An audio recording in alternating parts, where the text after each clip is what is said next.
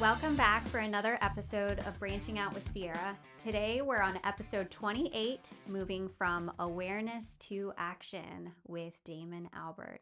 Today we're going to be talking about a mixture of the challenges that our youth today are facing, as well as the way in which our leadership should be held responsible for really leading the next generation and supporting them in any way we can. And today I have Damon Albert from Camp Ezri here to share a little bit about his journey, creating this organization, the impact that he is having on children and has for decades at this point. And I'm excited to talk about the ways that you can move from a place of awareness to action and know what you can do to support those causes that you care about. So thank you so much for being here today, Damon. I'm excited to dig into this. You have a lot of value to share with the listeners. So thanks for coming all the way from West Virginia. Well, I appreciate it. I'm glad to have the opportunity to finally get up here. We've tried to schedule it a couple times, and we had weather, and then we had traffic Yeah. situation. So part of living in this area of the country, but just looking forward to our conversation, and I just really appreciate you having me on to talk about Camp Ezri. Yeah, So, of course. Of course. Okay, so I always start with the same question, okay. and that is when you first identified as a leader. Can you remember when that was and what that was like for you? What made you feel as if you were leading for the first time? So, that's a great question. When I look back as a kid, I can just remember, like, whether it was sports or whether it was other things, I just always seemed to end up leading, whether it was a team or whatever. As I grew up, I remember a pastor. I was early in ministry. I was probably in my early 20s. I remember an older pastor sitting down with me, and one of the things that he said to me is we were talking about leadership. Actually, we were going through some John Maxwell stuff, 21 Laws of Leadership, was some of the first leadership stuff I was ever introduced to. And I remember the pastor said to me, he said, Damon, do you know when you know you're a leader? And I said, his name was Todd. I said, no, Pastor Todd, I don't know. And he said, well, it's when you look behind you and you see people following you. And he said, then you know you're a leader. And, I've always thought about that through the years. But as a kid, I remember I always had like a really strong sense of justice and, what was right and wrong. That may have been because my dad was a police officer. He was in lifelong law enforcement, and family was a farming, family and stuff as well. So it probably to a degree, that sense of justice was embedded in my heart and my mind young. So like anytime I can remember getting in trouble, but anytime I sent something that wasn't just or sent something that wasn't the way it was supposed to be, man, I was always like super outspoken and always trying to rally people around whatever it was, somebody being picked on, Yeah. whatever it was. So probably as a kid, I wouldn't have known it was leadership then. Hmm. Hindsight being what it is, and even listening to my parents tell stories about me being in trouble for rallying people around certain causes that I deemed unjust or not right. There's some funny stories there, but probably, I guess it was one of those things where I always just, always was looking to make a difference and trying to get other people involved in it. And, whether I identify that as leadership or not probably didn't happen till later. So, Yeah. Yeah. but Well, I obviously, with this podcast, my big focus is helping people to see that they are leaders. It's not about the title. You don't have to hold yeah, a title to be a leader. And I had that realization when I switched from being an educator to starting this business. And I just come across so many people who don't identify as a mhm, leader, and they aren't noticing the people that they're influencing on a regular basis. And so I know you mentioned John Maxwell, yeah, and we connected over that when we first met. yeah, And he taught me leadership is yeah. specifically, it's about influence, Oh nothing yeah, more, nothing less. yeah, So when you look at every interaction you have and your ability to impact someone's life, yeah, we're all leaders. yeah, and yeah, and I realize that now. So yeah.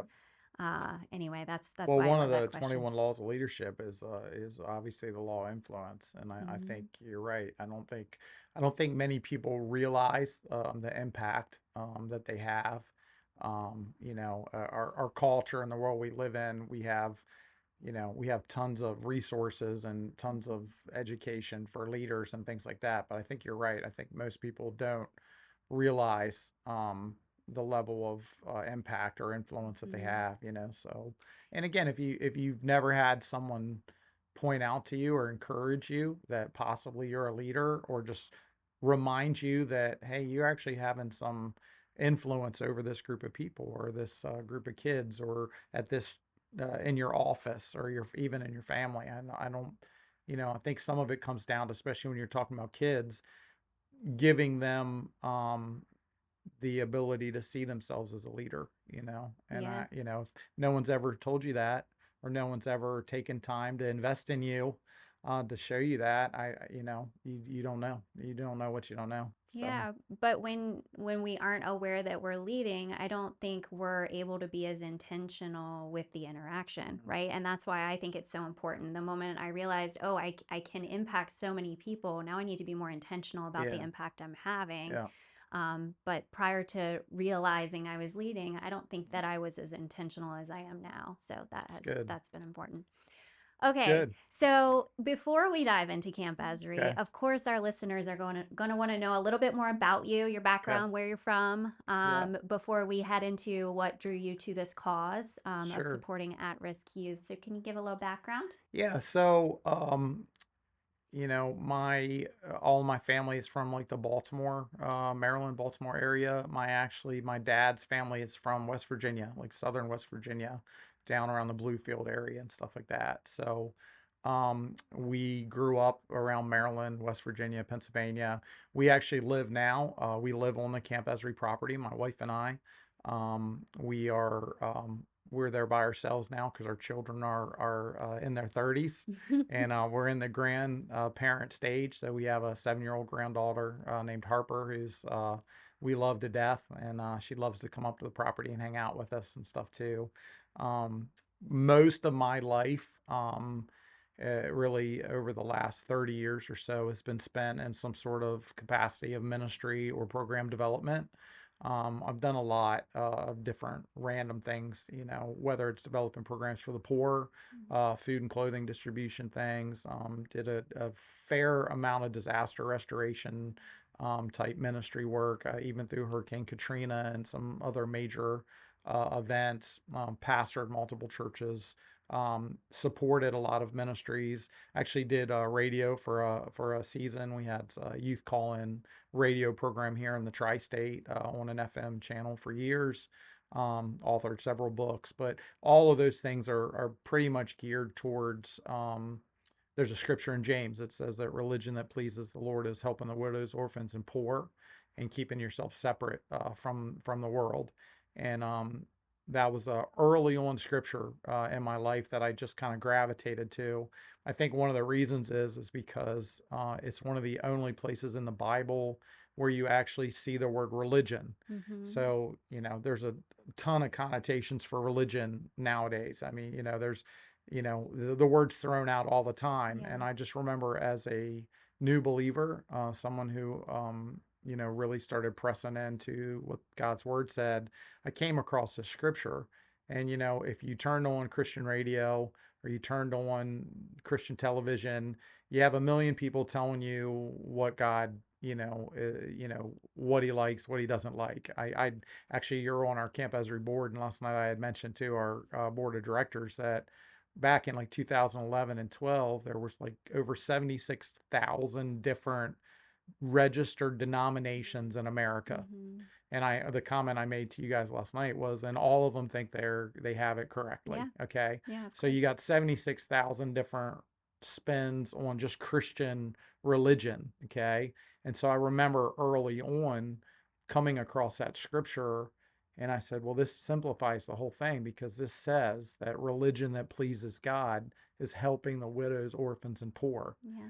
And I'm like, I at the time, I hadn't went to seminary. At the time, I couldn't read Greek and Hebrew and Latin and Aramaic, and I hadn't had years of studying. But I came across a scripture that said, you know what pleases God? Helping the poor, Mhm. helping the orphans.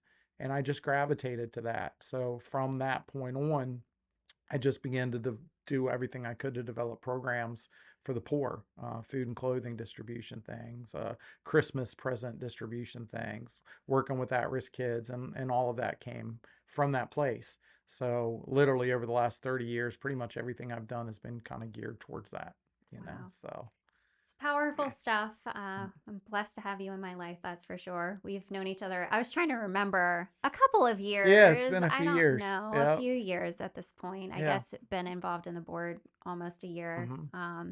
So learning more and more about you all the time. I don't think I remembered hearing the radio piece. Yeah, so in the area here, up on Braddock Mountain, which is between Hagerstown and Frederick, Okay. and there was a radio station called 88.1 WJTM, Okay. and that was an FM station. It was a Christian radio station. It since has been bought out by NPR. Oh, okay. Go figure. And but for years, I DJ'd on there for a couple times a week, but we had a call-in program on Saturday nights called Night Fire. And it was a youth call-in program where kids could call in about any issue, any problem they were facing. And me and actually the pastor I referenced earlier, Pastor Todd, we hosted it. And people would call in. We had people answering phones. They would bring us questions, and we would talk about it on the air. And so whatever kids were going through, and it was some powerful times. We did it for years and years and years. Was a pretty incredible radio ministry. That radio station also had something called Pastor's Prayer Line, which I always thought was phenomenal. They had a group of pastors that would come in every single morning, and it was like for an hour. And anybody from the community could call in, and we would pray over their request on the radio. So I was a regular on Pastor's Prayer Line, and then we did the call-in show, which was Night Fire on Saturday night for years and years and years, and always had fun. I remember Pastor Todd could do voice impressions. Oh my goodness. And coming up on Christmas, I think about this around Christmas. One time we did, because the radio show was called Night Fire. So we did "'Twas the Night Fire Before Christmas." Oh, And cute. we wrote a whole thing about that. But then that particular night, I did an interview with cartoon characters. And so I interviewed on the air Snoopy, Droopy Dog, like all of these cartoon characters, and we interviewed them live as Pastor Todd did the voiceover. I interviewed them about their faith and their walk with the Oh Lord. my goodness. And somewhere around there's a audio cassette with some of that floating around here somewhere. I was But gonna say I we need to it hear was it this. was comical. It was comical. But yeah, so there was a short time where we did radio, and it was always a blessing, you That's know. such a cool concept, though. I remember, my version of this was calling the homework hotline. Yeah. Do you remember Yeah, that? I do remember that And I home would life. get help Yeah. with, Yeah. or, when other people were Yeah. getting help, I thought really, like, I was really smart if I could Yeah. solve the problem that Yeah. Yeah. they were Right. solving. But Yeah, that's I a cool remember that. concept. I'm Yeah. sad that it doesn't exist anymore. Yeah, it was a call-in show for teens. And I mean, I can remember obviously it wasn't just teens that would listen to it. And I can Yeah. remember for a number of years I would be different places. I would go to Walmart and I'd talk to somebody and someone would say, "I recognize your voice, from Nightfire." And it was I'll tell you this a little testimony of something that happened one time. I remember there was a police officer who had called in from Montgomery County. Mhm. And he had been going through a lot of stress and a lot of just heartache. And I remember one night he called in on the air, and he shared that he was just at the end of himself, and he had been sitting at a park with a service revolver, and he was considering taking his life. Oh, And he said he just randomly turned on the radio, and he said the radio was on 88.1 WJTM. And we had the opportunity to not only share with him and share, we of course shared the gospel, and I remember it changed his life. And I remember he called on the radio to thank us and said that was the changing factor. So it's pretty crazy. So lots of cool stories, but I Man. remember that one as one that really jumped out at me that I remember from our radio days that Yeah. was just powerful. And we have always, had great impact on the kids, and kids call in. I'm trying to remember who it was. There used to be a book. It may have been, it was Josh McDowell. Okay. Josh McDowell had a handbook for counseling youth. We actually used to give it out to our staff Hmm. to go through, and it went through all kinds of stuff. So, in the beginning of every chapter, it would give an idea of, you know, something a young person might be facing. And Josh McDowell had just such a great ability to just communicate it. And I remember sometimes we would just use some of those little summaries he had to get the conversation started, and then Okay. we would go, Yeah. from there. And kids would call in, whether it was suicide, whether it was just going through abuse, whether it was going through depression, whether it was addiction, whatever it would be, they would call in, and we would just spend that whole session talking, and we'd go through the word and pray over them and stuff. And That's it was amazing. some wild Like stuff. So that needs to come back. right, right. It's, well, I guess if there's any Christian radio stations out there that wanna redo that, but it Yeah. was it was a great, great, great show. No, thank you So for sharing that. yeah, Okay, so I know that there are probably listeners that won't know off the top of their head what at risk means when we're yeah, talking about kids in the rest of this episode, right? So can you go ahead and define for yeah, us what at risk children yeah. might mean? So we define at risk as kids that have come through some sort of trauma, or some sort of hardship. I can tell you, and again, one of the things I'll tell you, just the history. We've actually been working with at-risk kids since the 90s, like 97, 98. So we'll be coming up here on 30 years of working with at-risk kids. For the purpose of Camp Ezri, we defined at-risk as kids that are coming through trafficking situations, human trafficking, sex trafficking, kids that have endured some sort of hardship, as far as what we see a lot is, parents overdose, or incarcerated, or kids coming out of any sort of type of gang violent situations or communities, kids coming through abusive situations, or kids coming out of like extreme poverty. And I use the word extreme poverty because there's a lot of definitions out there for poverty. We're talking about kids. Often kids will show up that will run through the program, and the kids will, they'll show up and they won't have shoes, or we get to talking to them and find out, it's been a couple days since they had a meal. And you would think, oh man, we're in America, we don't have that. But with all the resources out there, what we still run into and we still find is a lot of kids and families don't take advantage of those resources, or they don't know how to take Yeah. advantage of those resources. So we still deal with a good bit of kids that are coming out of poverty. You have groups of kids, we see this in the Appalachia areas as well, where families, unless you have relationship built with them and they trust you and they know you, or they know the ministry or program, they're hesitant to get outside people involved. So the families just suffer, and they, even though there's resources out there that are available, they don't necessarily, trust in Yeah. order to do that, and that's one thing that we have with a lot of communities in the area. One of the things I'll tell you, kind of fits in here too, is I would say for Camp Esri purposes, about 65 to 70% of the kids that we deal with are local. And what I mean by local for your listeners is we're talking about West Virginia, Virginia, Pennsylvania, your bigger cities in this area would be Richmond and Baltimore, Washington, D.C., Pittsburgh and Philadelphia. Locally, we're looking at Berkeley County, Morgan County, Frederick County, Maryland, Washington County, Maryland, Franklin and Fulton County, PA. So that's making up about 65% of the kids that we have run through the program. But we also reach out outside of that. We have some Indian reservations that we're really working hard to figure out how to get some of these kids in through Camp Ezri. We've got some connections and some relationships with some villages in Alaska that are pretty remote, that have an incredibly high middle school and high school suicide rate. We're looking at some communities on the south side of Chicago, that the gang violence and situation there is just astronomical. I mean, they're losing, 10 to 15 kids a weekend to gang violence.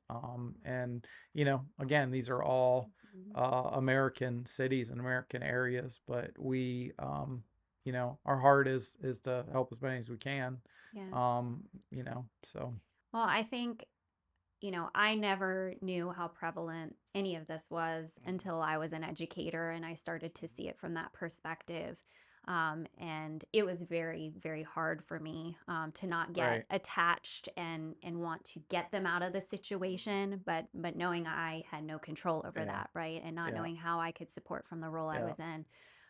So you're always great with statistics, and I know you just shared a few, but I would love to hear a little bit of kind of what the current state of at-risk kids are in Yeah. comparison to when you first kind of got involved with hmm this cause. That's a good question, too. So let me share a couple thoughts here too. Because we've had some recent media and some movies, like you know, just dealing with like Sound of Freedom, and we've Mm-hmm. had some recent things, social media, where it's highlighted trafficking. When I was growing up, of course, my dad was in law enforcement, so probably a little overprotective, just because of Mm-hmm. what he was exposed Yeah. to.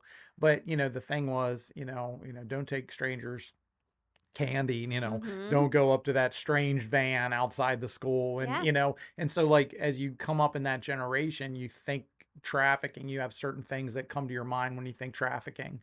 And then you'll see a movie like we're up in our current generation, like Sound of Freedom, and there's a lot of talk here over the last couple of years about the border. Okay. Mm-hmm. And you look at trafficking tied to gangs.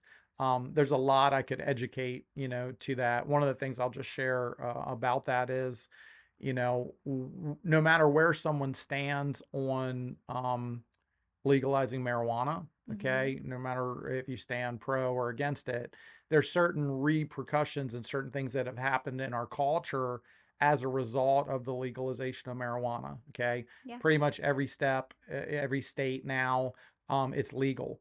But I just want to educate to a point, because what a lot of people don't think about is your low level street gangs, okay, your run of the mill street gangs, whether they're your Bloods, your Crips, your MS-13, your Latin Kings, whatever they are, for years and years and years of their existence, their number one source of revenue, okay, was low level narcotics, primarily marijuana. Okay. Mm-hmm. So that is your number one source of revenue.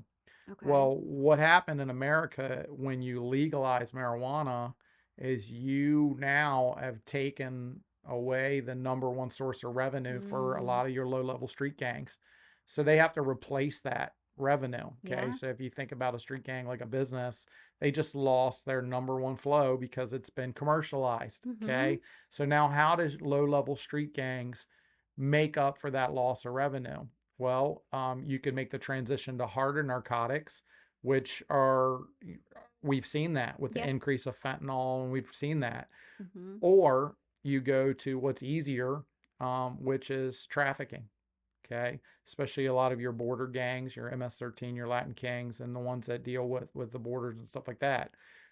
Just give you a thought and consideration. And I'm just going to be real blunt with Yeah. this, but Of course. when you buy a pound of marijuana and you sell it off by a bag, you sell it for $20 a baggie, and you just sell it once the marijuana is gone, then you got to get more marijuana Mm-hmm. to continue to increase your sales. Well, trafficking doesn't work that way.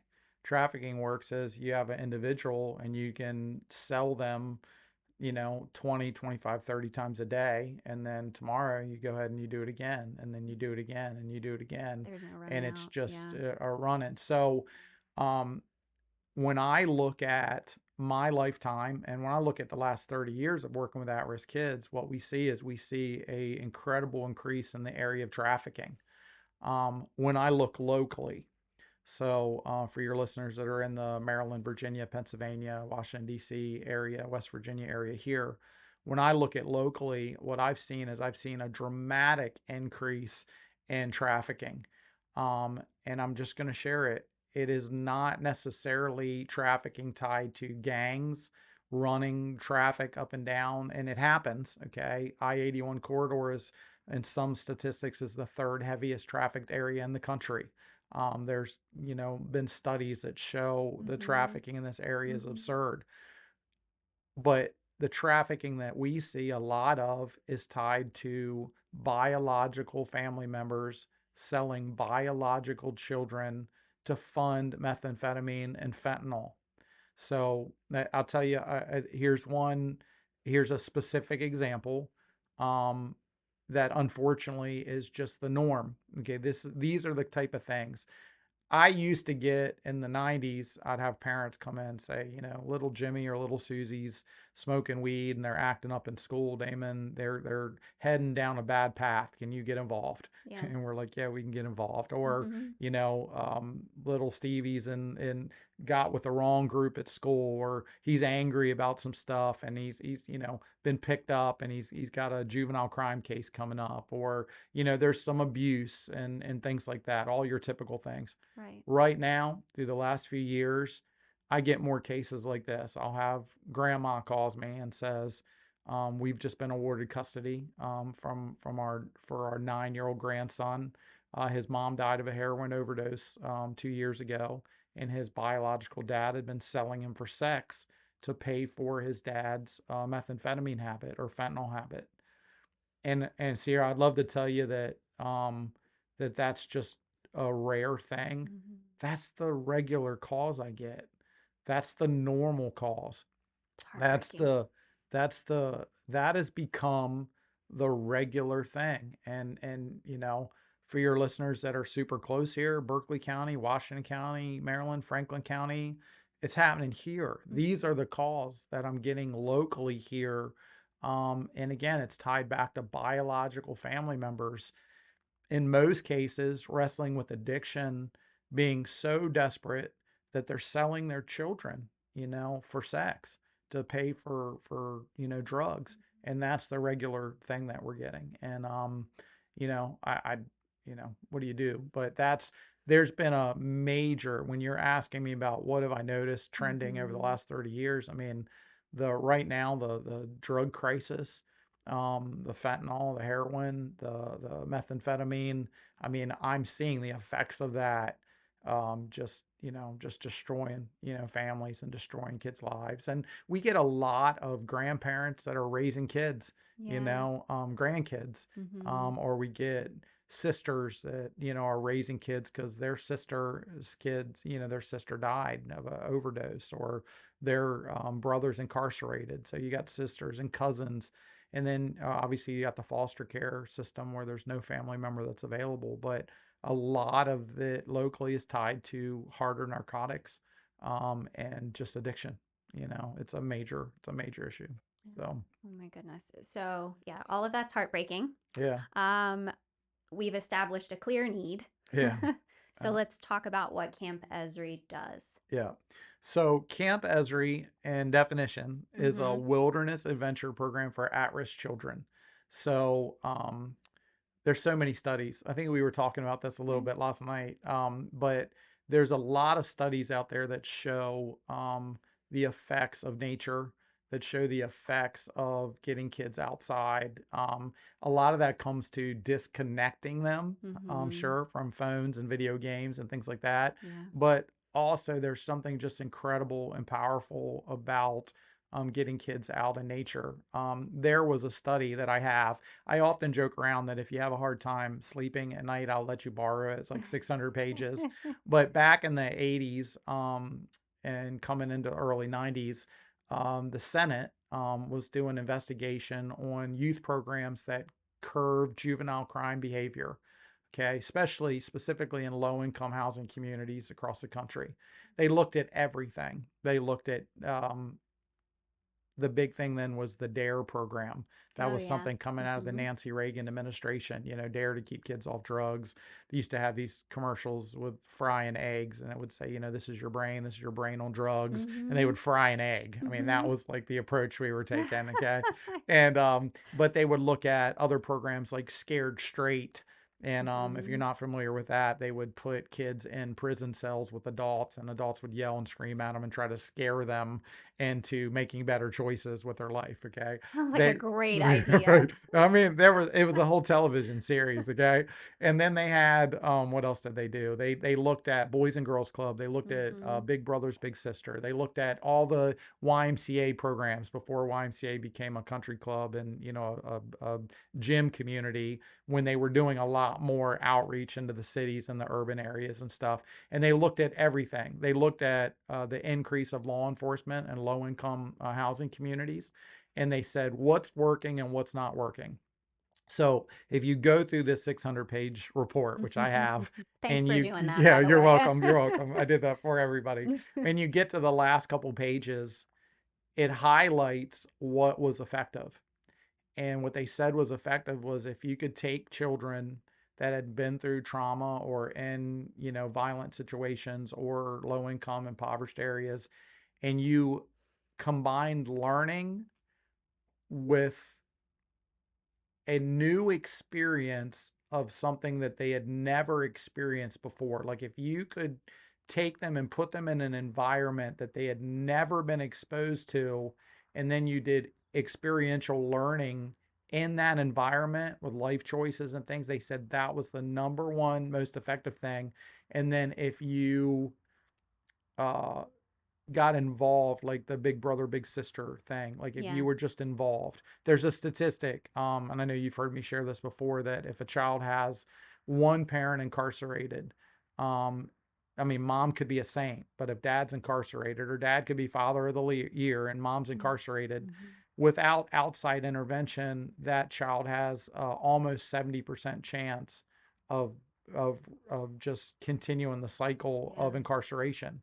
So like they looked at all these things and they said, what is effective is if you can put kids in a new environment, you have people loving on them and investing in them, and then you are exposing how to deal with trauma and how to deal with life in that environment. And then they listed the things that they thought were most effective. Government study, okay? Yeah. University of Maryland, FBI, a couple other agencies all worked together on this for years. And right on the bottom of 600 pages on the last sheet, it says if you take kids hiking, camping, hunting, fishing, and I'm like, every country I boy was and girl gonna in the world say, said, well, of course, you know what I yeah, mean? Like, because that's what we duh. grew up doing. So but I got a government study that says it's effective. I Mhm. don't need the government study because we've been doing it for 30 years and I can tell you it's really effective. Mhm. But we take those kids, and I'll just say this, we work with children between the ages of 8 and 18. We do small groups. We do groups of 8 to 10 kids at a time, and we do 2-year increments. So we do groups of 8 and 9-year-old boys, and 9 and 10-year-old boys, and 11 and 12-year-old girls, and 14 and 15-year-old girls. And we always put them together. And then we have a camp set up with a bunch of wilderness adventure. So everything from rifle ranges to archery to fishing to ATVs to paintball to archery tag, to interactive creation trail where they're hands on and they're learning about nature. And we just take them through the process, and we use nature, and we use that disconnected, getting them in a totally new environment where they could see a black bear running around, or they're walking through the woods, or hiking a waterfall trail, or fishing for the first time, or hunting for the first time. We just had a group of boys up for a turkey hunt for a couple days. And while they're up there and they're experiencing this, we're also just inundating them with the gospel, and we're praying over them, and we're loving on them. And everything we do is kind of like a family dynamic. We're trying to create that degree of stability that most of these kids just don't have. So, like, for example, we're getting ready to do a Christmas camp. Okay, we're having a group of boys up that are 11 and 12. And so the goal was always, like, let's just say I have 10 boys on the site. If I have 10 boys, I like to have 10 men and 3 or 4 women there for the duration of the camp. If I have 10 girls, I like to have 10 women and 3 or 4 men there for the duration of the camp. all of our meals together, all of our games are together, all of our counseling, sitting down, getting into the word, getting into life issues, all of that is done together as a group. And what happens is you begin to develop, the kids begin to trust you, and they know that you care for them, and you just have this, you've created this atmosphere where like they're having a blast, they're having fun, but then they're also learning, and then they're also getting loved on, which is something they don't have. They're also in a safe, stable environment, and it's just, we've seen, again, years and years and decades now of just fruit where these kids, they get in that situation, they thrive. Yeah. And of course we follow up with the kids. We've had, one of the questions we get all the time is, what kind of follow up do you do? So Yeah. we do follow up. We do return camps. Like, for example, if we have a group of kids come through, um, they come through the regular camp where we do a lot of the regular activities. We'll have them back for a camp that's all fishing, and we'll take them fishing 3 or 4 different places and let them, catch fish, and then we'll cook the fish and all of that. We'll let them come back, and we'll do a hunting camp. We'll do a deer hunt camp. We'll do a turkey hunt camp. We just took a whole group down to Camden Yards for an Orioles game. So we continue to just try to figure out what they need. If we find out the kids need additional support, whether it's medical, whether it's academic, whether it's whatever it is that they need, we try to meet their needs too. One advantage of doing this and being specifically in this area in ministry for 30 years, we have a network. So if we find out a kid needs something, we can usually get them involved with other agencies and stuff that can meet the needs if we can't. But we've done everything from buy groceries to buy, I can't tell you how many pairs of shoes and boots and things we bought for families and stuff too. But the heart is to let these kids have an adventure and experience they've never had. If you go on Facebook, has some of the videos from different camps. Now, we can't always publish the information for the kids in the videos because some of the kids are in protective situations. Right. But there are some videos on there. You get an idea and you get to see. One of my favorite videos that we have up there is we have a girls' camp. We had a group of 12 and 13-year-old girls up. Again, never been exposed to some of the things that we do with them. Seeing a group of girls running around playing archery tag, shooting each other for the first time, having fun with that. But even on the rifle range, we get them out there on the 22 range and we get them shooting. And again, there's something that happens, man. You're empowering these girls to do something that they've never done before. There's a little bit of fear. There's a little bit of stuff that they're working through that. Yeah. And then it's just awesome. Just we literally take every advantage and every opportunity out there to just encourage them, to instill hope and confidence. One of the things I'll say is we have some battlefields that are set up for different things. So like with our older kids, we have a pretty impressive paintball battlefield with high towers, and we have missions with machine gun turrets and smoke grenades and paint grenades and all kinds of things. But then for the little kids, I have to say we have probably the most impressive Nerf war setup you've ever seen. Any 8 and 9-year-olds out there that like Nerf, we probably have 200 guns. But so again, we gear each camp age specific, and the goal is just to give them this not only this adventure, but also most importantly making sure that they know that people love them and care for them and are invested in them. And even the Christmas camp that we have coming up, these are kids that have come through camps in years past, and we know that they're going to be these are kids that could use a blessing at Christmas, and Yeah. we're definitely planning to bless them. And Yes. I was kind of apologizing to the board last night for the excessive amount of money that we're He's been spending spending. a lot of Yeah, I've money. been spending a lot of money. I'm not going to apologize. But he doesn't have to you know, apologize ever. yeah, so we're going to bless these kids, and we actually have some business partners and some people around the country. And we get a lot of support through the outdoor community, the hunting community, and of course, we set up the NRA show in Harrisburg every year. It's actually our biggest fundraiser. We do we're in with the outfitters for the Great American Outdoor Show, and we raffle off a guided hunt, and all that money goes to run the kids through the camp. And every year, so we're up there, we do that, but we get a lot of support. Like all the last couple weeks, since a lot of these companies have found out we're doing the Christmas camp, I've been getting hats, I've been getting Mm-hmm. sweatshirts, I've been getting footballs, people sending stuff just to bless these kids. I have a local hunting group from YouTube that's coming up, and they're making all the kids honorary pro staff. Got another local company that's buying boots and coats for all the kids, and so they're going to come up, they're going to get blessed, and it's going to be fun, Yeah, so that's amazing. yeah. So when you say we, I would love Yep. for you to explain who we might be Yeah. because your volunteers are amazing. Yeah. So Yeah. can you share a little bit Yeah. about the folks that surround you? Yeah, so let me share this. There are especially around Christmas time, there's a lot of agencies. We just had Giving Tuesday, which one of these days we need to capitalize on that and actually let people know that we exist. Yeah, Um I thought about that last night after the board meeting. I yeah, was like, on yeah, yeah. maybe next year. Yeah, on Totally the forgot about Thursday that. after Giving Tuesday is probably not the best No, time to talk about it, but no. Annual meeting, write that down. yeah, yeah, we need to do that. We need to do that. So, you know, what was the question? So, Who okay, volunteers? volunteers. All right. Yes. So the volunteers. So, the two things, I know what it was. The two things that I want your listeners to take away and be thinking about specifically is, again, there's a lot of nonprofits out there. Mhm. And I've worked with most of them. Okay. Some really good organizations out there.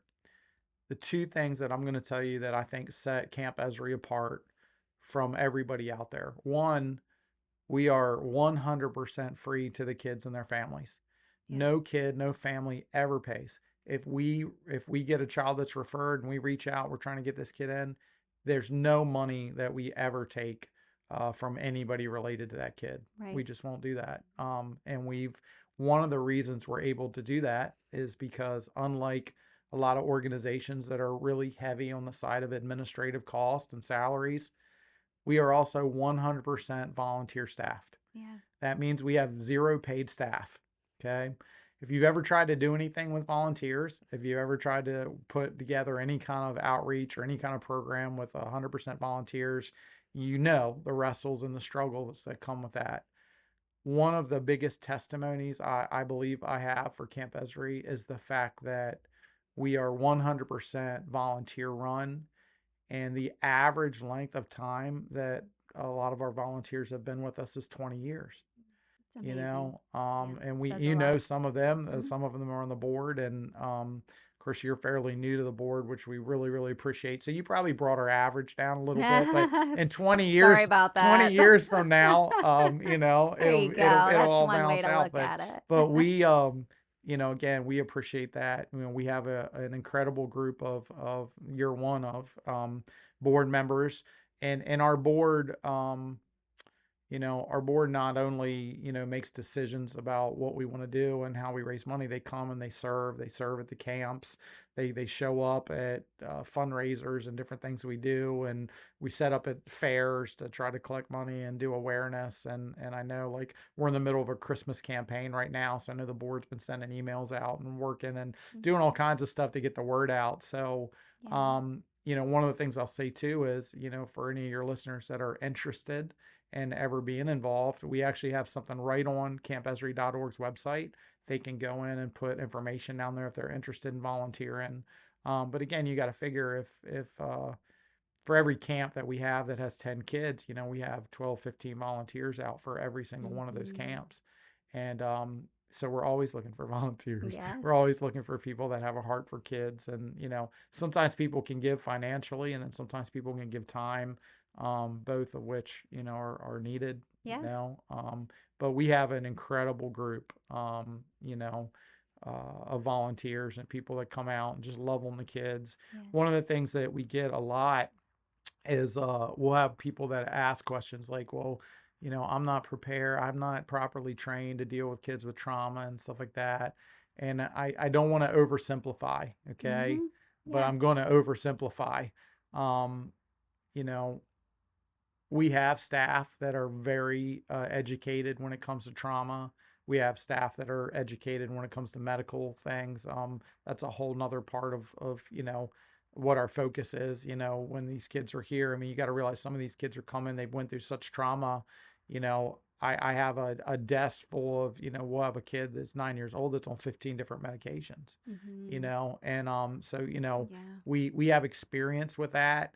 What these kids really need is just to know that somebody loves them. Mm-hmm. And, if you're a listener out there and you're hesitant about getting involved because you don't think you have the credentials, if you have a heart Mm-hmm. and your heart is moving towards loving kids, it doesn't take a degree to come out and love on a kid and throw a football with them and sit and have a meal with them and color with them and do a craft with them and talk to them, Yeah. or encourage them.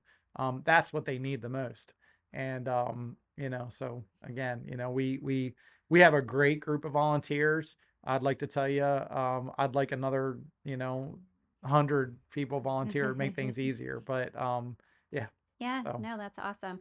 I don't think you shared the reason behind the name Camp Esri. I can't believe we that's a good, missed that that's a part. good That's question. important. All right. So, the term Camp Esri, and on any of our t-shirts, any of our websites, any of our vehicles that have logos that anybody might run into and see, you're going to see that we have a scripture on there, and it's Psalms 121, 1 and 2.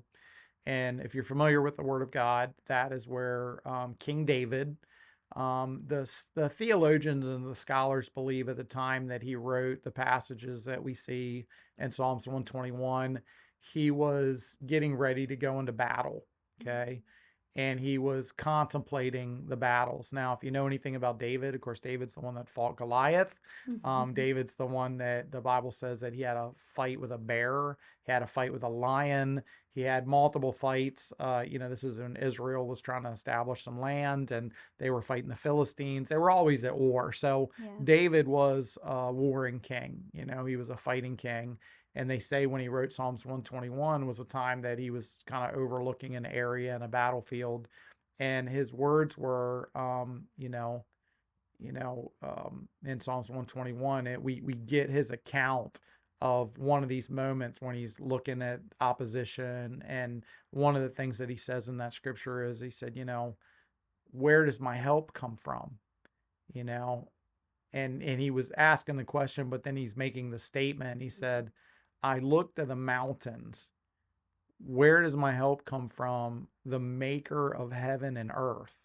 And so, like, he was making a question, but he was making that statement that, Yeah. like, my help comes from the Lord. And then he says, who's the maker of heaven and earth. In Hebrew, the word, when we see a lot of times in scripture, and then this is the case in Psalms 121, we see someone saying help, specifically when it means help coming from the Lord. That term is Ezri, Ezri. Mm-hmm. And the word, the New Testament, well, the Old Testament prophet Ezra, that word is also helper. Mm-hmm. But the word Ezri, Camp Ezri, is literally help coming from the Lord. So when we look at what kids do now, I will tell you this, just a little background. Even though we were working with at-risk kids all the way back in the 90s, we took on the name Camp Ezri in 2017 because that's when we moved to the property that we're at, and we got the property which is in the mountains. It's the North Mountain Range of West Virginia. So we are in the mountains, and we Yeah. thought nothing was more appropriate Yeah. than taking kids to the mountains and showing them where their help comes from, which is the maker of heaven and earth. So literally, you're taking kids out of the muck and the mire and the Mm-hmm. heartache and the garbage, and you're taking them to the physical mountains. And on top of the adventure and everything else, we're also showing them that their help comes from the Lord. Yeah. And so that's where Esri came from. No, So that's really helpful. A lot of people ask me when I bring it up, so I figured someone listening there you would want go. to know an explanation. Okay, so in a couple minutes, we're going to talk about all the ways that people can get Okay. involved in helping. But before we do, I really want to go back to what you had shared about, like, the movies that are out right now, Yeah. the things that draw attention to the cause, but then what do we do with that, Yeah. right? So let's talk about what we can be doing to support this next generation. Yeah. And in your mind, This is where we need advice from you. Yeah.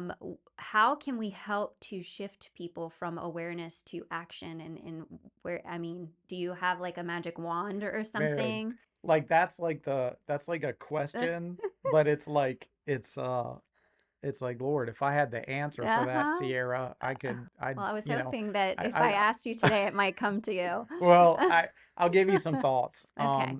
You know, and I know that you've teased me because I use the word keyboard warrior. Yeah. You know, No, I like and that I actually. use that because and just to give some some background to that, Yeah. when the movie Sound of Freedom came out, okay, it's a perfect example of American cultural response to anything uncomfortable or any need that they see. And it's just, it is what it is. I'm sure there's some people out there that probably won't agree with me, but It's it's okay. okay. So we rally behind it on social media. Sound of Freedom comes out, and for about 2.5 to 3 weeks, the topic of human trafficking was on everybody's radar. Everybody was talking about it. Everybody was asking, what do we do? What do we do? What do we do? And then as we get into week 3, week 4, week 5, when's the last time you saw a post on social Mm, media? It's just, then it was the election, yeah. and then it was this, and then it was that. And that's how we respond as a culture. Unfortunately, that's Yeah. how we On to the respond as a next thing. culture. We just move on to the next thing. We say somebody else is dealing with it, or as Americans, sometimes we think we throw a couple dollars at it, and then it eases our conscience enough to know, oh, well, somebody's dealing with that. We'll support them. And then I don't have to be so uncomfortable knowing that there's thousands of kids out there being sold for sex that are like, pre-middle school age, and they're in my neighborhoods, and they're Yeah. these cars that are passing me up and down 81 and 70 and 95 are could be taking kids. Yeah. I'll just share this with you. Yeah. The question is, about how do we you know go from that place. A couple things come to my mind. One thing that comes to my mind is this problem and issue is not new to our culture. Mhm. Although I highlight that American culture is, we've mastered it. Okay. Like we have mastered the keyboard warrior and that. But I'll just say this problem and issue goes back for you know, you know, millenniums, when you and again I'm going to go to scripture for this, but when you look at the words of Jesus in Revelations chapter 2 and 3. So we got the end of the book. Okay. We're at the end of the Bible. Mhm. Okay. And we have this scenario where John is in heaven, and he's having this vision, and he sees Jesus, and Jesus in the chapter 2 and 3 gives a breakdown of the condition of the church. Okay. Mhm. So, and he uses 7 different churches, and Jesus is saying, look, here's the condition of the churches. Here's what they're doing right, and here's what they're doing wrong. Okay. Now, what I like to point out to people is this is one generation, less than one generation after Jesus died and was crucified and rose from the dead. Yeah. One generation. How many generations are we now away from Mm. that? Okay. This is Jesus's account of the condition of the church one generation after he was here. So John's still alive. Some of the disciples are still alive. Okay. The Yeah. people that wrote the Bible, Yeah. the Yeah. Bible hasn't been written yet. You know what I mean? And Jesus says about one church, which is Church of Laodicea, and he says, look, I wish this church was either hot or cold, but because they're just kind of comfortable sitting in the middle of the road, lukewarm, Jesus says, man, eventually, if they stay in that spot, I'm going to vomit them. And the Bible says spit, but the word in Greek is actually vomit. I'm going to vomit them out of my mouth. That's one Yep. generation. So, Yeah. like, Jesus himself is saying to the church, man, I'd rather you be hot on fire or like cold, because you're just at this middle of the road place, man. I'm just going to vomit you out. So, I go all the way back to that because it's the first example I can think of what we're talking about, of this middle of the road, kind of wishy Mhm. washy. Like, I'm concerned, but not enough to get up off the couch and do something about it. I'm Yeah. concerned, but not to the point where it's going to inconvenience me. or cost me something, you Mm-hmm. know? And we have to come to a place where, you know, and I'm going to use this as an illustration. I just spoke right before the election at a local Republican club. Okay. And I had the opportunity to address a bunch of leaders that are now elected in office. And I got to share with them a story locally here of where the media had reported that a older gentleman was arrested for prostitution. And in the tri-state here, there was just one or two sentences on local newspapers about it, and all it said was an older gentleman in his 70s was arrested for prostitution charges. And I got a tip that I needed to look into that a little bit closer. And what I found as I dug into it and I looked at it was that there was more to the story.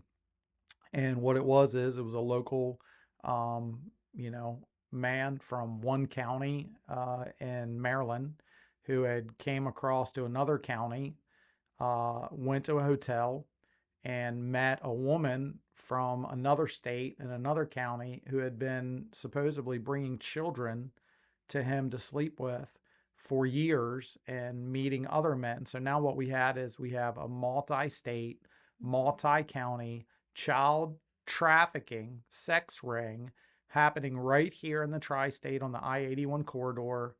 And the problem that I have the most with it is that the media, all they reported was that it was an older gentleman who was arrested for prostitution. Yeah. And so my question was, why is that the case? Mm-hmm. How come we didn't get the facts? And I'm determined because I've been out this in this region in the area in the country for 3 decades. I think that oftentimes even our some of our people in our government, some of the people in the media, they choose the comfortable road versus the things that could actually make a difference, you know, in these kids' lives. You know, the old saying, the squeaky wheel gets the Yeah. grease, right? Yeah. If people aren't aware of the situation, if they're not continually reminded, it's not continually coming to the forefront, Mm-hmm. people just tend to just forget about it or not worry about it. And the other thing, and I challenged this group of Republican leaders that were at the Republican club, I said, you know, what we can't do as municipalities, what we can't do as government, what we can't do as leaders in our region or community is sacrifice our children on the altars of downtown revitalization or getting in the next Amazon warehouse. Mm-hmm. And I'm sure look, they loved you for that. I'm all about economic development. Mm-hmm. Okay. I'm all about making sure giving opportunities for people for careers and jobs and all that. And all that's very important. But so are the children that are being sold for sex in your neighborhoods and in your cities and in the shadows of these infrastructures and buildings that we're revitalizing. Yeah. You can't ignore that. And if anything, the only way it's addressed is if we continue to be more vocal about it and shed the light on it. The one good thing that Sound of Freedom did was it shed the light on the problem and let people talk about it and think about it. But it didn't go away. Didn't Mm-hmm. go away because they produced this movie. It didn't go away because somebody got on Facebook and said, "Oh, I totally agree. We should do something about it." It's still there. Do something about it. Yeah. So, yeah. So, No, I think that that makes sense. That's the harsh reality that they needed to hear. That's for sure. So as far as the way in which you are getting out there and educating, do you mind sharing a little yeah. bit about what you do as far as educating goes and maybe who some of your key partnerships might be Yeah. with that are supporting you and getting the word out? Yeah. So, that's a good question too. And I'll just say this. I have always been, I've had different seasons in my life where I've been full time in ministry as a pastor, Mm-hmm. where, you know, different churches and organizations were funding, providing me a salary. And then I was able to work with at-risk kids and do some of the stuff I've done. I've had long seasons where I've been bivocational, where I've worked and I have worked a full-time job and then done all the ministry work on the weekends and in the evenings and all of that. Here, right as we were coming through COVID, we were so just overwhelmed with the burden of the referrals and the mere number of kids and situations that we were being exposed to. And again, having been in this for a long time, just seeing this increase and influx of need. Audra and I, Audra's my wife, we made a decision to try to bring our financial blueprint personally as low as possible, and so that I could be freed up to do nothing but raise awareness, and not only raise support for Camp Ezri, but be one of those voices in our region and in our country to be able to just bring that squeaky wheel, man, to the forefront over and over and over. And of course, you and I are in some business networking groups together, and I do that on a regular basis. And sometimes with a guitar. And yeah, sometimes with a guitar. But I really, however I can bring awareness to that. One of the things we did here, a little over 2 years ago, is I left my employer at the time, which was a very good job.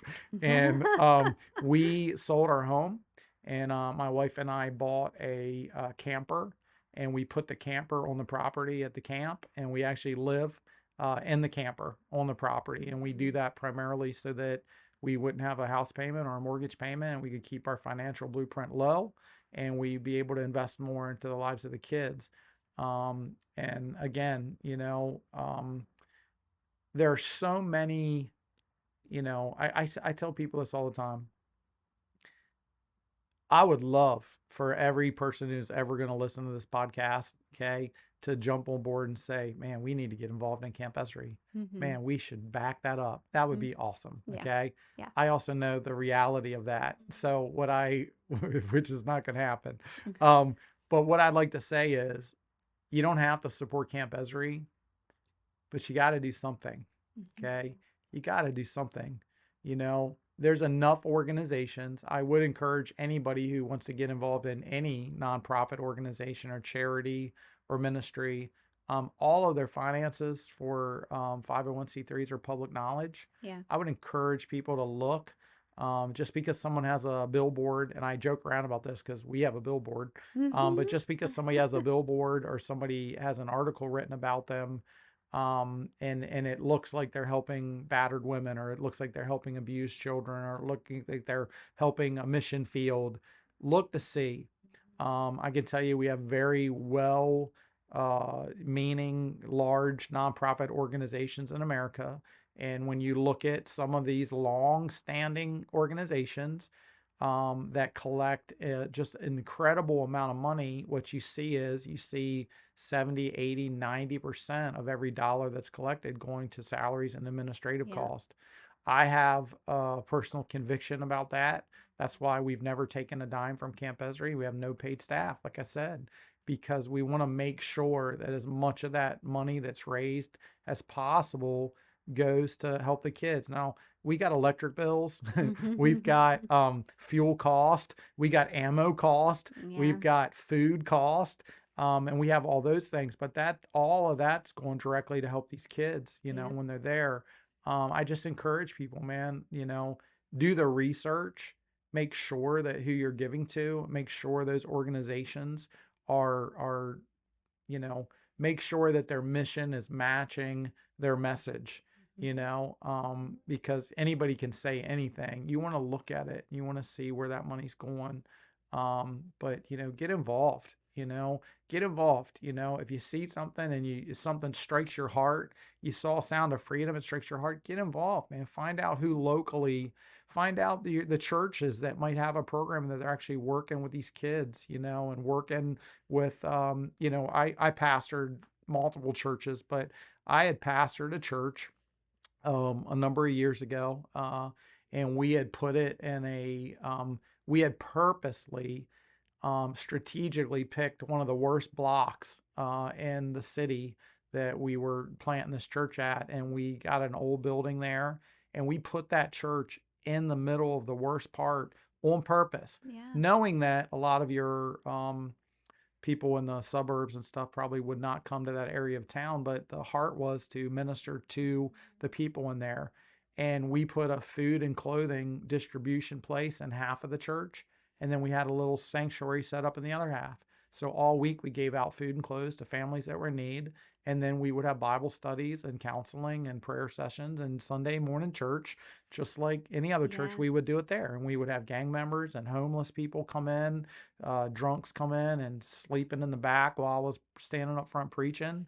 But what we found out is that particular church that I'm thinking of, and we've done things like this multiple times, but what we didn't know is when we moved into the building, the apartment upstairs was housing a bunch of young girls that were working prostitution for a street gang. And so we developed a relationship with them, and we actually were providing them food, and we were providing them the clothes and the coats and the things that they needed. And eventually what happened is we built enough relationship with them that we were able to get them out of that, and Wow. end up having some run-ins with the gang members because they didn't appreciate the fact that Sure. we were doing that. But like I like Mm-hmm. to say, Camp Ezri's bad for gang business, and I'll Yeah. take that. Mm-hmm. But we, again, you got to look to see where the need is, and then do something about it, man. And it doesn't even have to be as official as, getting involved with an organization. Just look at your neighborhoods, man. Look at people you're working with. We used to give out this little card about trafficking awareness. Just be alert, to what's going on. I'm glad through the years now you see it in gas stations, you see it in hotels. They give you couple little things to think about when you're seeing different people. But man, do the research, find out. If you see something that looks off, if you see something that just doesn't sit right with you, there's a human trafficking hotline that you Mm-hmm. can call and report anything. Just get involved. Don't be a keyboard only warrior, and just find an organization to support. If you can support financially, that's great. If you can get involved, just get involved. Find Yeah. something to do. It's interesting that you said that about like seeing it places because I don't know if it wasn't there before and now I'm just more aware. Mm. But sometimes I can't make it all the way here without stopping at the rest stop on 81 Yeah. and noticing in the bathrooms, seeing stuff on the mirrors, Yeah. Yeah. report it. Here's what you need to be Yeah. looking for. And I don't know if it's always been there Yeah. or it's because of being around Camp Ezri. Now I'm aware. It's kind of like the Yeah. card that you want, and once you Yeah. buy it, you start seeing it everywhere, Right. right? Well, I will say this, there has been a lot more, there's been a lot more publicity to it Mhm. at the hotels and the travel stops and stuff like that. There's been a whole lot more. Um, but again, my concern with that, and again, I think that's good. Yeah. Okay. I'm glad that they're doing that, Hmm. but I have a concern with that. And my concern is that if all you ever were exposed to was that, you may overlook the fact that there's trafficking going on in other areas. And Oh like, yeah. just for example, like I shared, our number one referral is not from gang members trafficking kids across state lines or up and down the highway. It's biological families that Yeah, are it's their wrestling own with household. narcotics, and Yeah. addiction, Hmm. that are so desperate, um, to feed this addiction that they would literally do the unimaginable, unthinkable to their children.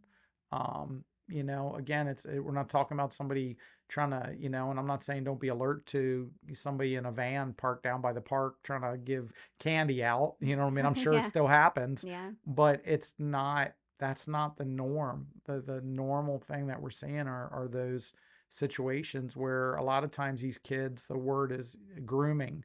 A lot of these kids are being groomed. They're being groomed by a family member, a cousin, an uncle, or somebody. A lot of them, you got to be careful online. There's so many things online. I just cringe every time. I see a young girl or a young boy on social media, and just, having freedom to just, no one's monitoring that, and, Hmm. and watching that. And I just know, I mean, there's just so much garbage out there. Yeah. I mean, I'm an adult, okay? I'm a 50-year-old adult, and I can't believe the amount of garbage invites and friend invitations and things I get that I look at and I know they're a scam. Oh I yeah. mean, I'm bombarded with them all the Hmm. time. Kids, I mean, there's some people out there that are sick, and that we just got to be aware, Yeah. aware of that. So, So you talked about like calling the hotline, but also I just want people to understand when you're talking about where these referrals come from. yeah. So knowing that it might come from a family member, but what other connections do you tend to lean into that are sending kids Okay. your way? Great question. So, one of the advantages I have of being in ministry in the tri-state for 3 decades, okay, is that we have relationship, Yeah. Yeah. police officers, law enforcement, public schools. Used to speak at all the public schools, all the private schools. For a Mm. while, I did a lot of that as a pastor, and counselors, community agencies, getting in talking to churches and pastors. Through the years, through 30 years, we have a network um, all over, man, social services, a lot of public schools, a lot of law enforcement, a lot of the referrals come from those places. Yeah. A couple years ago, again, just being overwhelmed and also trying to get a little bit more administratively like organized. Hmm. What would happen is I'd get a lot on my cell phone. So a lot of people would be calling in and on a cell phone, and they would just call me because they had my information, or they'd send Yeah. me an email. We changed that up a couple years ago on the website, and we actually have a form. Anybody can go in and refer a kid at any time. And if you have a question, the kid might be at risk, might not, just go in and fill the form out and get it to me, and then we'll go over it, we'll review it, and we'll look at that. Our heart is to help the kids. You can also do that anonymously. Hmm. We recognize, again, if you haven't figured it out, like I'm unapologetically faith-based. We pray over these kids. We tell these kids about Jesus. That's an important factor and part. It is the key factor and part of what we're doing with Yeah. these kids. Saying that, you have a lot of government agencies and organizations that have a poor understanding of separation of church and state.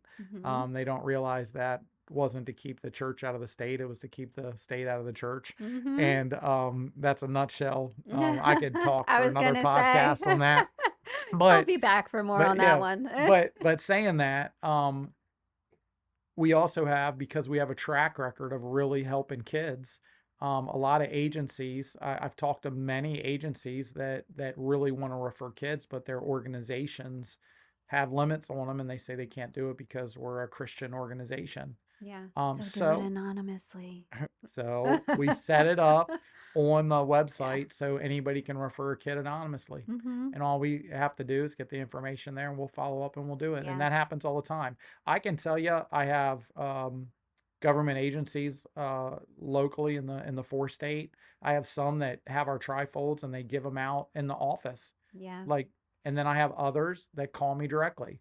I have local sheriffs. I have one that gives out trifolds and lets his deputies give out trifolds. And I have another one that just calls me directly and says, Mhm. hey, here's the family they could really need. Because the one thing about all these agencies, when it push comes to shove, whether it's Department of Social Services or law enforcement, and I'm not saying you don't have some bad apples here and there, but why do we do what we do? We do it because you want to help the kids. Yeah. And if you have an organization and you see that's actually helping the kids and they're making a difference, and the kids' lives are being changed, then support it, get Yeah. behind it. You know what I mean? It's worth So it, right? yeah. So Um, no, it made me think of, as you were sharing that, the power of networking in general. And anybody listening, maybe this isn't something they feel that they're ready to get involved mhm. with, but they might have a connection Yeah, that could be so helpful to Camp Ezri, yeah, right? yeah, And so, we talk about it all the time yeah, because we're sharing ideas of, who can we connect with that can support this cause, whether it's monetarily or bringing in yeah, volunteers or sending stuff to give to the kids at Christmas yeah, camp, right? There are yeah, so many ways. So I was just going to say, every person listening has the ability to influence, share the episode with yeah, someone else and let them decide if this yeah, is a cause that they believe in, yeah, even if it's not your cause. yeah, Share it. yeah, Share it with your friend that's a police officer and you're not yeah, sure if they are aware of Camp Ezri. yeah, So thinking again, like a little bit outside the box, what are some of the types of partnerships that could be really helpful in driving the growth of Camp Esri to support more kids and get more kids through the camp every year? Yeah. So I often say any organization or group that's dealing with the at-risk community, okay, um, obviously in law enforcement and academically with teachers, Mm-hmm. those two probably have, and Department of Social Services, but those three agencies or agencies like those agencies, they have that pulse and that hand on a regular basis in those communities. A lot Mm-hmm. of times, a lot of these come from low income housing communities, just typically, or areas, teachers know. You were a Yeah. teacher, so again, anybody who's working with at-risk kids or in that at-risk community, they're great connections for us. And a lot of times it's nothing more than just let them know that we're a resource, let them Mm-hmm. know that we're available, let them know that Yeah. we exist. One of the things about being bivocational for years, was that all of my free time and my energy was spent doing camps on my free time and Mm-hmm. not promoting and letting awareness of that we exist. So even though we're in the tri-state here, we're one of the agencies that has been doing it longer than anybody. Yeah. But not a lot of people were aware of that because, again, there's pros and cons to having no paid staff. Mm-hmm. Look, if I only had 10 weeks a year vacation and time that I could take, all 10 of those weeks were spent, including holidays, were spent doing actual camps and Yeah. running that. So, um, again, any agency, anybody that works with at-risk communities were great. And then, that's as far as like referring kids. Mm-hmm. Let's go to Um, the other yeah, side. on the other end, of course, we do several fundraisers every year. We do the top 100 business All campaign. right, let's tell them all about it. All right, We've been leading up all to right, so it. we do the top 100 business campaign, which is our goal every year as a board. We try to get 100 businesses in the tri-state or the four-state here to sponsor at least one child. That one child is $350 is our cost, which honestly, that's probably Not years accurate outdated. anymore. It's probably low. Really probably costs us about $500 per kid to run them through the program if you take into consideration everything we do, what we give them, and all of that. And especially when you have a director who just keeps spending money on kids for Christmas. But so our goal is to get 100 businesses to sponsor at least one kid. In return, what we do is we declare that business a top 100 business for sponsoring at-risk kids. Anybody who looks at the Camp Esri Facebook page, you can see the local businesses that have been participating in that and supporting with that. Some of which now have done it for the third year in a row. And Sierra, you're one of those, who's done it now for 3 years in a row as well. But the goal was 100. I think right now we're at 50 businesses. Yeah. I think our first year we were right around 40 some. Last year we hit 67, and we've got the rest of the month of December to try to Well, beat that. not Yeah, try. yes, yes. The So, the yeah. rest to So, hit yeah, 100 because this is going to yeah. be the first year. Yes, yeah. So that's the goal. And again, we have some businesses that do more than one kid. We've had a couple businesses this year that have blessed us. We had one business that did 9 kids, and It's so it's a amazing. super Yeah. blessing there. But we do that every year. And then through the course of the year, we have a program called Commission 121, kind of a play on that Psalms 121, 1 and 2 Hmm. thing. But Commission 121 is about getting monthly donors and support. So, and again, this could be businesses, this could be individuals, this could be pastors, this could be somebody just listening and they say, man, I'd really like to be able to support, or they're in a position to be able to support financially. I will say, if anybody's ever been involved with nonprofits, a healthy nonprofit um, should be about 50% of their revenue, operating revenue, should be monthly reoccurring. Hmm. And we just launched Commission 121 a little about probably 18 months ago now to try to get that number up, because I think our monthly Although we do a couple fundraisers every year, our monthly support at the time was like less than 5% of Mm-hmm. our annual, budget. We've so far since launching it, our goal was to get 121 individuals giving monthly, and we don't have any set amount on that. We're just trying to get 121 set monthly donors. Mm-hmm. And I think right now, as of the board meeting last night, I think we're at 17. Yeah. And we're looking. And the other thing about Commission 121 is, and anybody can click on our website and click on the Commission 121 and read these statistics. Yeah. We also tried to paint a really accurate view and picture of what's happening with teens in America every 121 hours. So you guys figure 121 hours is like a business week. It's like Yeah. 5 days. Okay. So here we are on Friday. I had to Mm-hmm. think to make sure I knew what day it was. It's been a busy couple weeks of hunting and leading groups and stuff. But so here we just finished up a week. We're getting ready to finish up a week here on Friday, and in 121 hours. So just this week, I got some stats, and we were talking about stats earlier. Mm-hmm. So this is what's going on in America every 121 hours. Okay. And I actually, it's the only paper I brought because I wanted to make sure I gave you some accurate numbers. So every 121 hours in America, we've got 1,819 teens are arrested on a drug-related charge. So as we get into Friday here, we've had almost 2,000 kids in America arrested on just this week. Just this week, we've had 1,028 teens arrested on an act of violence. Just this week, we had 660 kids in America drop out of school. It's crazy. I mean, 40 kids in America have been killed with an incident involving a firearm. 25 kids in America have committed suicide. 20 kids on average in America have died this week related to abuse or neglect. And then 232 children in America are sold into sex trafficking this week. And mind-blowing. So Commission 121, if you see our billboard in our truck, it says join our fight to save kids.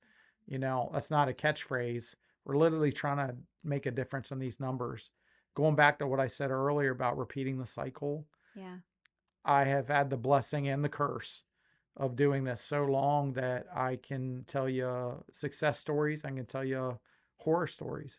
And I can tell you that over the last few years, I've had kids that I minister to coming back, and some of them are just repeating the same cycle. And when you've seen two generations go by doing the same kind of nonsense and reaping the same consequence and the same heartache, it's just brutal. Yeah.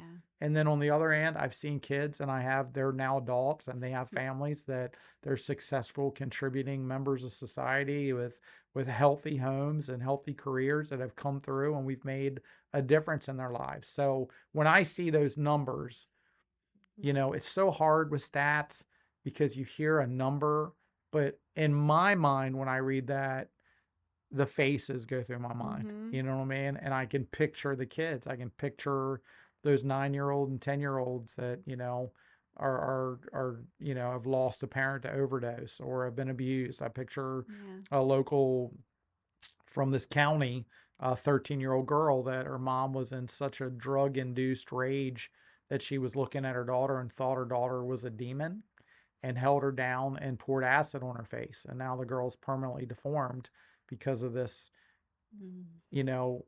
enraged thing that happened because of narcotics. I can think of just all of the kids that, I've been at funerals with because a parent died of an overdose. I mean, so all of those numbers, man, are just kids, and I think, again, that's part of our culture being so overrun with social media and stuff that you hear things like that, you see things like that. Hey, look, say what you want about the whole Sarah McLachlan, appeal for abused animals. Yeah. The reason that works and everyone's like, oh, please turn that off because I don't want to watch that, okay, is because you see the animals, you know what I mean? Nobody wants Yeah. to see a puppy dog shaking in a corner with no Yeah. food, okay? Because you see it, Hmm. okay? But the sad thing is we no one's going to publicize that about these Yeah. children, but all of these statistics and all these things are kids. Hmm. There's a face to all these things. So my appeal for Commission 121 is, guys, we're doing something, okay? We're doing something that's making an eternal difference and making generational differences in these kids. We need people to stand with us. We need Hmm. people to get behind us. You know, we need that. That's how we're going to be able to continue to do what we're doing, and hopefully make even more of an impact. Our goal is to do 30 week-long camps a year. 30 week-long camps a year. That's our goal. It's amazing. And Yeah. I'll just say this, and I haven't shared this with too many people, but I get offers all the time. I've had offers to duplicate Camp Ezri in Montana. I've had offers to duplicate Camp Ezri in North Carolina, to duplicate Camp Ezri in Alabama. I'm talking about people that said, Damon, we have ranches, we have land, we have acreage, we have buildings. You can duplicate Camp Ezri here. My only issue is I don't have the resources to do that. Hmm. Um, or I would. I'd Yeah. already be looking into it. Yeah. And big dreams, big picture is, man, I'd love to get some big supporters that would say, all right, Damon, I like this vision of duplicating Camp Esri so you can have 4 times the impact. Look, we've got, and I share, I you know, alluded to this earlier. You got villages in Alaska that over the last 2 years have lost 30% of their middle schoolers and high schoolers to suicide. Yeah. And you don't hear about it. And you don't hear You about don't it. hear about it. So how do I impact those villages? Okay. Now we've been trying to set some things up, but look, for me to be able to get teams up there to work with these kids and to change the culture in these villages, to deal with the addiction or to bring these kids down to Camp Esri, I gotta have airfare. Hmm. I gotta have, at the very least, I gotta have somebody working with us on that. All that stuff takes money. Yeah. Hate to say it, but it takes money to do that. I've reached out to Alaskan Airlines to see if there's something they can do. I don't hear back. And Hmm. again, it is what it is, but I'm just saying there's needs out there. Hmm. There's families in the south side of Chicago right now that are looking for families to adopt their children to save their lives. These are moms and dads that are saying, hey, will you take my children because I'm afraid I can't leave this situation because it's the only place we have to live, but will you take my children to save their life? You know what I mean? And Yeah. again, I just spoke a year or so ago at a area in Los Angeles, an area that was so gang ravaged. They were doing fake calls to call police officers out to fake calls, and they were shooting and killing the police officers when they responded. Just insane stuff. I talked to families out there that are just, you know, they don't want their children to duplicate the same thing that they're seeing and doing, but they don't have resources. They don't have answers. I've talked to ministries and churches that are within 15, 20 minutes of those communities. They're too afraid and scared to go in there and minister to those communities. Mm. That's absurd. Yeah. You know what I mean? Like, man, I could tangent on that for a while too, but look, we have to do something. You Yeah. know what I mean? And again, you can't, you know, look, can we address all those issues? I'm like crazy enough to say, yeah, we probably can if Hmm. we had the resources to do it. We have the track record and the people to do it. But, what if we only reach a couple of those kids? Well, it makes a difference to those kids, Yeah. makes a difference to those families and Hmm. generations. And, I'm nowhere close to doing 30 week-long camps a year right now, but I'd like before I die to have 30 week-long camps a year in 4 or 5 different states, divide the United States up into quarters and be able to have one in each region. And I'd the love to. man's 50, by the way, so you got to get on this. Yeah, right, right. So again, again, Commission 121, man, if anybody wants to help out with that, look, just go on the website, click on Commission 121 and read those statistics, and realize there's a face to it, Yeah. you know. Um, And again, the top 100, obviously, if anybody wants to help out with that, they can reach out to that. You can look at our Facebook page and see. Um, I thought about this earlier, and I just want to share this for your listeners too. As they research and they look into Camp Ezri, Yeah. there's a lot of information out there. There's a lot of YouTube videos with mission videos and things like that. You'll see a lot of preaching videos and stuff too, just because that's what I've been doing for 30 years. But one of the things I'll point out too is what you won't see is you won't see a physical address for the camp. I swear it exists. Sierra can testify. It She's been exists. there. Okay. The reason that we can't publish a physical address, and we actually had to fight Google on this because they tried to put a physical address up one time on Google Maps, and we had to fight them to get it down. Is because we're dealing with some kids that are in protective situations. So we're dealing with some kids that have escaped the gang situations, and they're, or they've escaped abusive situations, and there's people looking for them. So obviously, to protect the kids, we can't publish a physical address. There is a mailing address, a PO box there that if people ever wanted to correspond, there's obviously emails, and there's all of that. And my contact information's on there as well if anyone has questions. But ultimately you won't see a physical address, and that's solely just to protect the kids that are there. No, So, I'm glad that you mentioned that. It might throw some people off. Yeah. They're like, where's this place? So So you were on another show recently, and if I am not mistaken, I think there were like 1,000 people watching live or something like that, right? And so that was like an opportunity for like 1,000 people to actually do something and make a difference. And I don't think that they did. And I don't know how many people will make it this far into the episode, right? Yeah. But I always do a branching out challenge towards the end of the episode. Even if they're not the one that decides to give to Commission 121, even though you could give up one Dunkin' Donuts, like, right. And right. just saying, Yep. or they're not able to do top 100, right? Please just share it with your network, because even if you find one person that will in your network, it is so powerful. You have the ability to influence the people around you, so at least give them a chance to have an impact. Right? Yeah, So I totally agree. I don't care. Maybe 100 people listen to this. That's 100 opportunities to, get 100 more people into Commission 121, or to hit the top 100 for the first time this year, which I'm going to be so mad at my listeners. I'm going to stop this podcast. I will stop releasing episodes until I see the numbers. There you go. Well, I'm not gonna encourage you to do that, because like your podcast is necessary. You need to have it.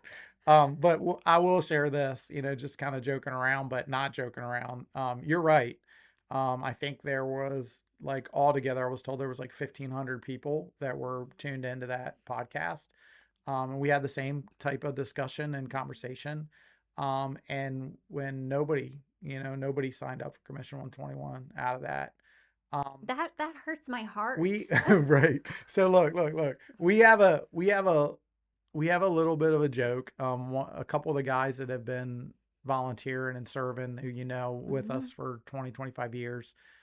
If we had a penny for every time someone said they were going to help out and did, I probably would already have 4 locations for Camp Ezri. Wouldn't even be an issue. Have a lodge house. Unfortunately, we'd have a lodge house built, but unfortunately, it's kind of going back to what we said, like with the way we respond to a need. If it's not front of center, if it's not constantly in your face, if it's not the hottest topic on social media, we think about it. And even your listeners, you're going to think about this, and then you're going to go into cooking dinner for your kids, or picking up kids at school, or getting ready for the holidays, or whatever's going on. And it's just, man, it's hard. And I tell you, and again, I know people have good intentions, but I can't tell you how many times I've been on a radio show or a podcast or been interviewed, and I'll have somebody say, well, I'm going to be the first one that participates, and I'm going to get off here, I'm going to sign up, and it never happens. Yeah. I'm just Yeah. saying, and just for your listeners know, you've been supporting Camp Ezri since you met me. So I'm not I talking about have. Sierra, I but have. I'm just saying, and again, I don't think that these people are malicious or Mhm. that they were saying we want to support and they're Yeah. just hypocrites. I just think it's life and our culture and how it happens, And again, I've had people that I love and I trust and I know say, "Man, we're going to support you. We're going to get behind it." It never happens. Yeah. And it's again, we've been doing Commission 121 for 18 months. We got 17 people signed up. Yeah. It's and again, a lot of those people have signed up because we've had multiple touches with them where they, and I'll tell you, let me just share this with you. You know, we set up at the NRA show every year and we set up at fairs and I preach at a lot of churches and I travel and I speak a lot. I've authored several books and um, I tell you the people that I never have to talk into helping. Okay. Mhm. I never have to talk the people into that have been affected Mhm. by addiction Yeah. or affected by abuse. I can't tell you how many people have just come up to me randomly at the NRA show, whipped out $100 and just threw it in the thing and said, I can't even talk about it, and just walked off. And it's happened so many times Yeah. that I just know what that is. When you've been affected, when you allow it to hit you personal, when you see personally what's going on, that's again back to the stats, and there's a face to that.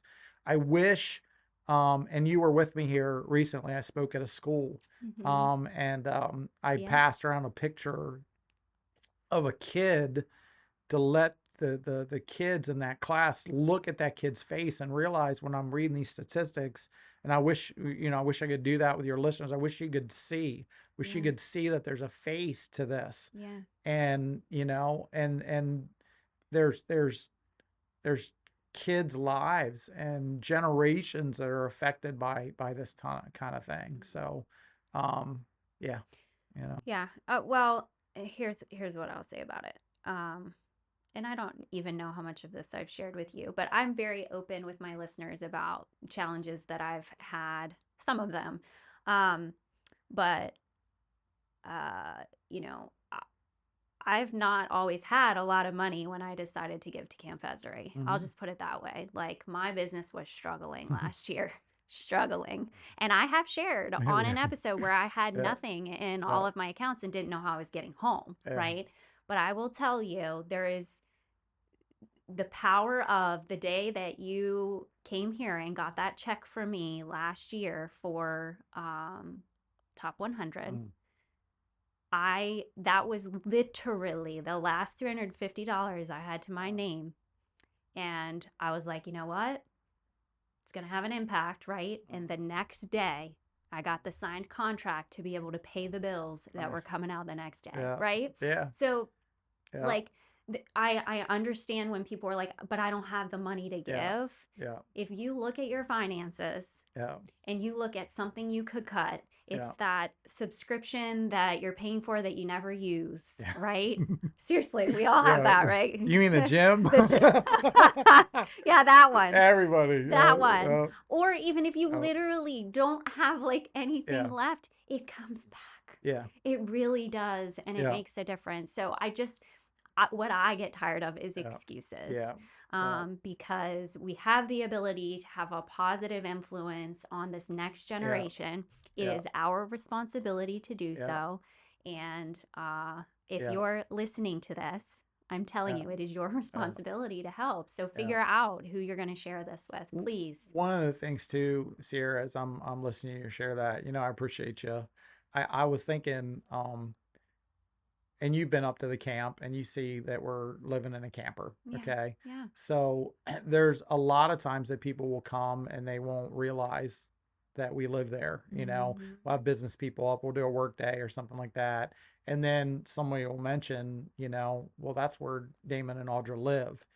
And immediately we're hit with, man, you guys sacrifice so much, and I can't believe that you guys would give up your home and your retirement.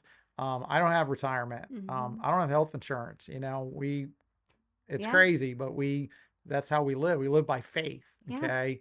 Because we realize that any little insignificant sacrifices that we might make here, if it makes a difference in the kids' lives, man, Yeah. are we really giving up anything? Yeah. Like, and I understand how it looks, but that only looks that way because of the color glasses you're looking through. Yeah. You know what I mean? If you Mhm.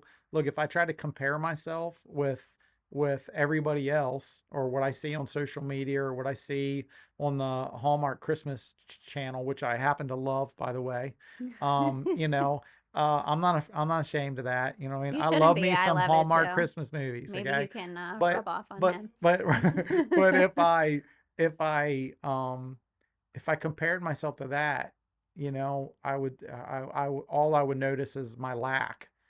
But I don't notice that because I know the impact that Camp Ezri has. I know the impact it has in these kids and these families. I know that. And so I'm not, yeah, so you're giving up a few monetary things for what? Well, to make a difference in my view for eternity, you Mm-hmm. know. Um there's an old preacher man who you've heard me talk about a lot named Leonard Ravenhill that died in the early 90s. Just very influential in my life as far as, like, my focus and my heart and just ministry in my life. And something that he shared, it was a quote that he shared that I used to put on the bottom of letters and stuff all the time. I put it in different books and stuff, but he said that, are the things that you're living for worth Christ dying for? So powerful. And so I'm like, Yeah. Yeah. like, if I am from a Judeo-Christian, understanding, and I believe what the Word of God says, and I believe that I'm to live my life in a certain way, and I believe, I mean, we're getting in the Christmas season, so everybody, Mhm. hey, just as a public service reminder, it's your two times you got to go to church in America, Christmas and Easter, okay? Thanks for So sharing as you that. guys are getting ready to make sure you do your annual, your biannual church attendance thing, you're going to hear about the story of Jesus. And if you believe at Easter time he died and rose from the dead, then you got to believe the rest of it. And then bottom line is, if you believe the rest of it, literally, are the things that you're living, or the way you're living your life, worth what Christ did? Like, if the Bible's true, if religion that pleases God is helping the widows, orphans, and poor, which is what I started with, Yeah. if that is true, then is that your religion? Right? Mm-hmm. If that's what pleases God and that's what he said pleases him, you don't have to go and ask your pastor. That's what it says. Mm-hmm. So to me, I don't know a lot. You know what I mean? Like, I've actually taught in some seminary classes. Um, That but wasn't on purpose. yeah, yeah, I've actually taught in some of those. But the truth of the matter is, again, it's simple.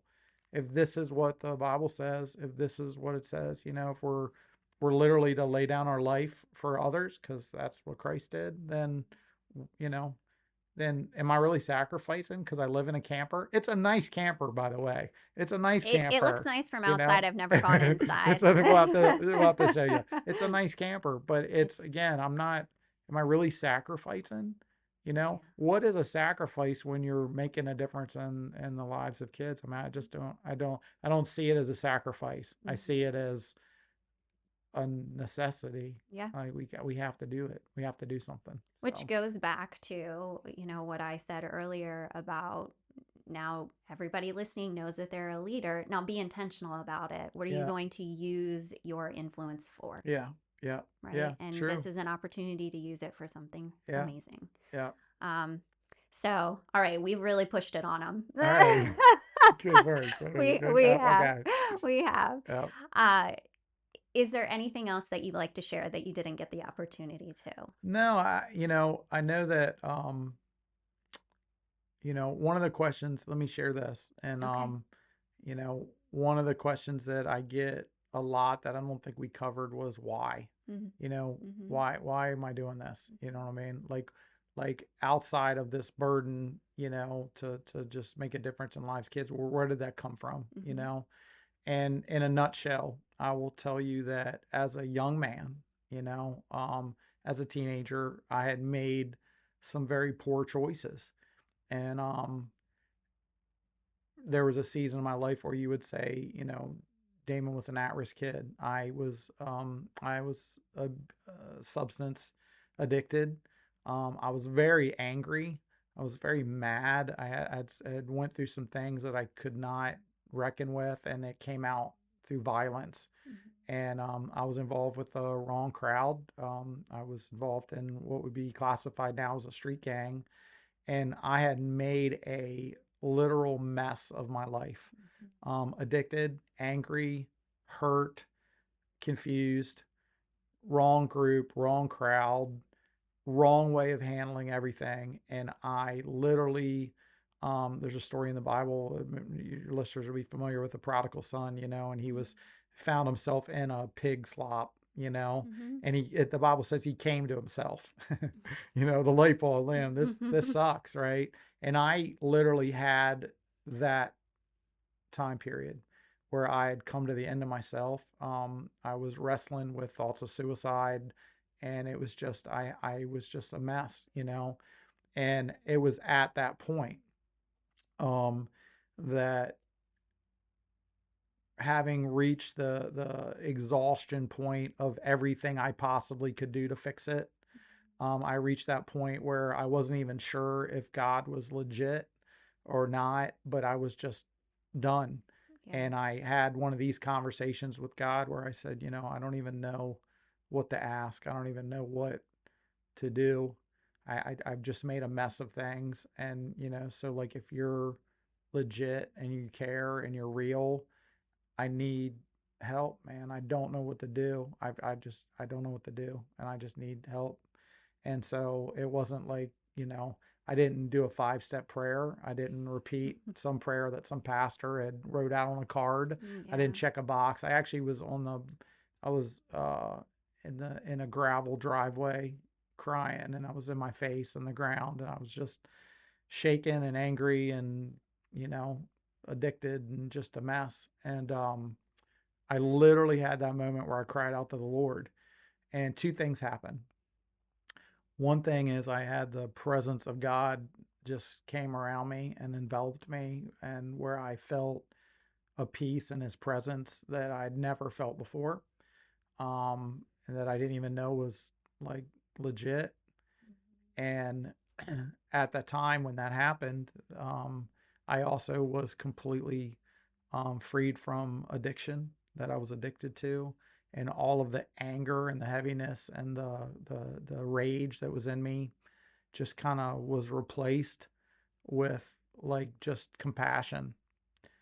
And so at the same time, I had an older young man who invested his life in love and energy into me, and it just turned my life around. And so at that point, it was several months after that supernatural occurrence happened, and it was several months later that I realized that, had I continued on that course, there was only two options. I was either going to be dead or I was going to be incarcerated. And you know, there were no other options. I was already in and out of the judicial system. I was already facing a lot of jail time. And the bottom line is, had it not been for that time period, I would have been dead or I would have been incarcerated. So I made a determination at that point, that I would spend the rest of my life trying to let other young people that were in a similar situation know that there was this God that could do this supernatural work in them. And I didn't know it at the time because I wasn't a theologian, Yeah. and I hadn't went to seminary yet. But I found later on, I found this scripture that said God's not a respecter of persons, and what he had done for me, he could do for other people. And so realizing that I had had this incredible encounter, and realizing I had this incredible grace and mercy that had been showed to me, you know, like, how could I not then repeat that? How could I not give other people that opportunity to know him like that? And so pretty much since that point. I haven't done it perfect. I've had a lot of ideas that have failed miserably, and then I've had some ideas that have been incredibly successful. But saying all that, that's really the motivating factor and really why I do what I did, Yeah. because grace given is grace extended. And so if there was anything that I would encourage your listeners to, anything taken away from the Camp Ezri story and all that is, look, all of us have different struggles and we have different seasons in our life. And I don't know who's going to listen to this. I don't know what the struggles are. I don't know what the wrestlings are. But what I do know is that, there's a God who cares, and he's, what he's done for me, he's able to do for them, and you may know an at-risk kid. You may know a kid that seems angry right now, and you're like, man, this kid is crazy, or they're hurt or they're acting out. And you're like, man, if this kid continues on this course, they're either going to die or they're going to be incarcerated. I'm just telling you, there's somebody who can help, Yeah. and, Camp Ezri would love to be able to be the hands and feet, but when push comes to shove, it's the Lord that changes hearts and lives. And so that would be the takeaway, Yeah. for me, if I was going to narrow it down to anything, so. Well, thank you for sharing your testimony. Yeah. And even if you could just have an impact on one person, that's amazing, right? But Right. I think of all of those you've impacted over the years. So thank you for everything that you do. I appreciate you. Thank you. Love you very much. Love you too. So they find you on campezri.org. Campezri.org or Facebook. All of the phone numbers, contact information's there, emails there. If you send a message on any of those links, eventually it does come to my phone. Eventually, at some point, it does come to my phone, or somebody will let me know that you've reached out. My biggest problem is there's so many different ways, so sometimes I just got to figure it out. And I just got a new phone, which is making things a little bit slower. But yeah, whatever. I'm not hard. I'm not hiding, so anybody can get a hold of us. So. And I was thinking this episode is, what's today's date? The 6th. It's going to come out on the 13th. Okay. So that gives people time to get in on top 100 before the end of the year. That'd be great. So it's very timely. That'd be great. So yeah, just reach out. And those that know me and don't know Damon, feel free to reach out to me directly as well. I can always hook you up with Damon. So thank you again. For sharing your story with us and all that you do, as well as the leadership side of things too.